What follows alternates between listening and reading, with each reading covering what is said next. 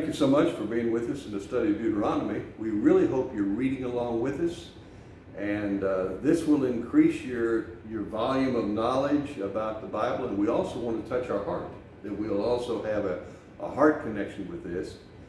Moses is recounting for the people of God what has transpired in the past to get them ready to hear the instruction of God. When they learn about what God has done for them in the past, they're going to be better able to respond to Him in the present and in the future. Correct. So here we go. This is the bad news. Verse 19, chapter 1. Then just as the Lord our God ordered us, we set out from Horeb and went through that great and terrible wilderness that you saw on the way to the hill country of the Amorites until we reached Kadesh Barnea. Now in my reading, I found out that wilderness was a limestone encrusted region that would be very, very problematic for people traveling. Okay. So that was a piece of knowledge I didn't have. And I said to you, you've reached the hill country, the Amorites, which the Lord our God is giving us. Don't miss that. This is something God's giving us. See, the Lord your God has given the land to you. Go up, take possession, as the Lord, the God of your ancestors, has promised you. Do not fear or be dismayed. Do you want to spend a moment talking about the promise, or you want me to keep reading? This was the land that God promised Abraham, but there's really more details coming. Then all of you came near me and said, "Let us send men before us." Right. So what Moses is talking about right here happened about 40 years in the past. Correct. And we're coming up on the passage where they send the 12 spies into the land. Correct.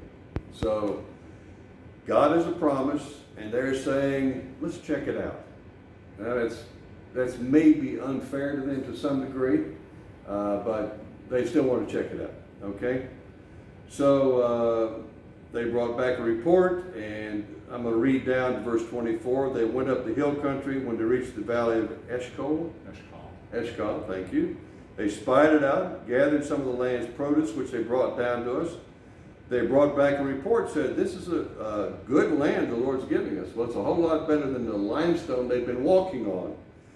But, verse 26, you were unwilling to go up. You rebelled against the command of the Lord.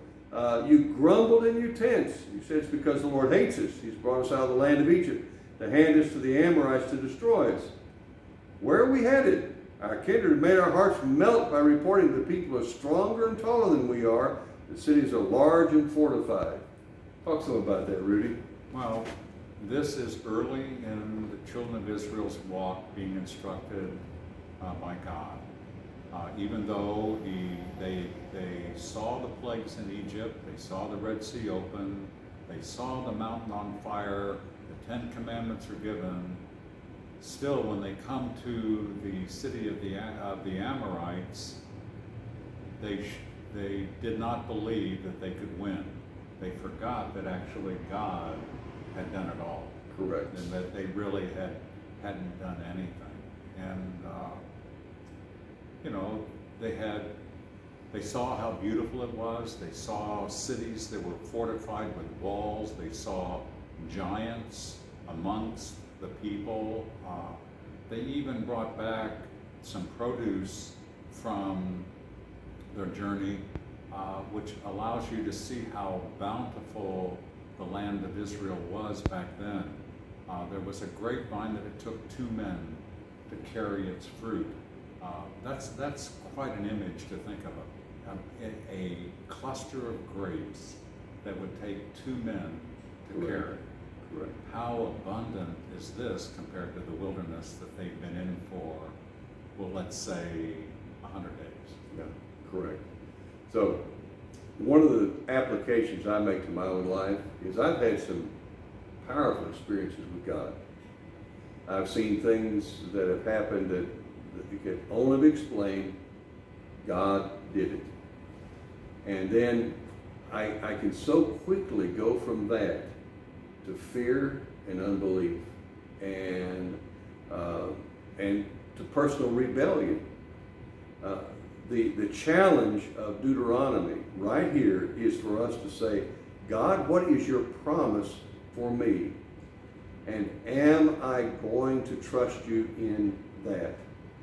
Am I going to believe that the only way I can go into whatever my promised land might be is holding your hand? I can never do it on my own. And to hold your hand means I'm going to listen to your guidance and your instruction. Rudy was right. The Hebrew word Torah, which means law, is much more his guidance and instruction for a good life than it is law, that sort of thing. Okay? You want me to read a bit more? Sure. I said to you, have no fear of them. The Lord your God who goes before you is the one who fights for you, just as he did in Egypt before your eyes, and in the wilderness where you saw how God carried you as one carries a child. But in spite of all of this, you have no trust in the Lord, who goes before you on the way to seek out a place for you to camp, fire by night, a cloud by day, to show you the route to take. Right, and this is actually a roadmap to living our lives every day. Somebody cuts you off on the highway, and then you get mad. But actually, you should be praying for that. I don't do this, okay? I'm just, once in a while, God, gets me straight and I obey. But I should be praying for that person because maybe they didn't see me, or maybe they're having a terrible day. Yeah. You really don't know. But the point of this is that if we're running our lives without allowing Him to help us, we're destined for a train wreck. Correct. We've just finished Isaiah, and I still have Isaiah on the brain. Isaiah's message was right here. Isaiah's message was, if you're trusting yourself, you're going to get beat. If you trust in God, you're going to win. Right. Iniquity is your thought process. Right. And if you catch yourself judging somebody, that hopefully, as you mature in the Lord and live a Jesus kind of life, you more quickly ask God what He would have you to do rather than you making the decision. And that's really, this is a psychological advancement from what Moses is telling his leaders, because these are rules that he expects them to keep. But the only way to keep these rules is to actually speak it over with God in your heart. Absolutely. And we're going to stop with that. Rudy, thank you. We'll be back for more on Deuteronomy. God bless you lots.